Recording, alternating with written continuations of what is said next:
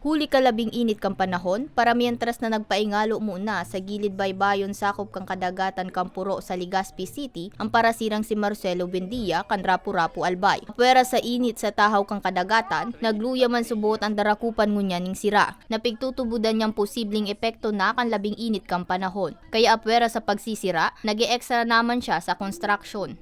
Mga minsan po mga 2 days po, mga 50 kilo lang po. Takang init po ma'am, dito pa sa ng tao ma'am. Ngunyan dakulo na, kaya dipisilo naman ngunyan ng sira. Grabe naman, nag-arana. Sigun sa Assistant Agriculturist kang Albay na si Daryl Jan Buen Consejo, kung magduro-diretso pa ang halangkaw na temperaturang kausa kang El Nino, marisulta man daini sa pagbaba kan level kan tubig sa kadagatan, na mapaluya kang oxygen, asin makausan ng fluctuating water temperatures, asin halangkaw na water salinity sa kadagatan, na mauuli sa fish kill asin iba pa.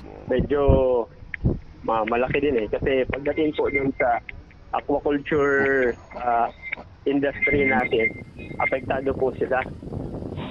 Lalo na po ngayong panahon ng El Nino, alam naman natin na tumataas po yung init, saka bumababa po yung level ng ating mga katligan. Kaya po, continue yung aming IEC campaign sa mga mangingisda na kung pwede po, sundin lang po nila yung itinatakda namin prescribed stocking density.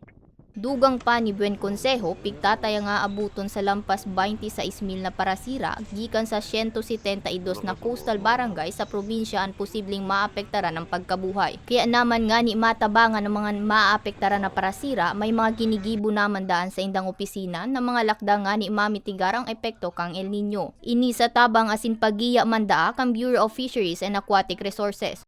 So ini pong mga fish aggregating device ng mga municipal payos na pwedeng ilaag sa mga municipal waters.